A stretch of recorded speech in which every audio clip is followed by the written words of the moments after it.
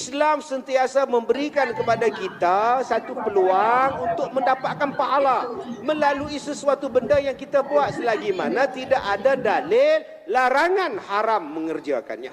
Maka datanglah kepada kita semayang dalam bulan Ramadan, nama dia semayang tarawih.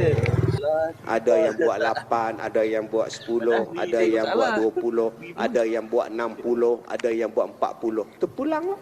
Yang tuan-tuan nak bergaduh pasal asyik Ramadan bergaduh, asyik bergaduh Ramadan.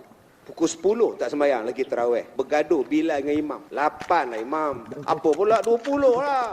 8 lah, 20 lah. Yang tak sembahyang tengok. Bila nak start ni?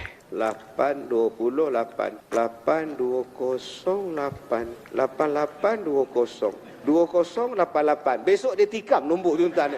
Apa salah kau ni? Hari ni tuan-tuan duk bergaduh tak habis-habis lagi. Tuk Mekah buat 20. Lah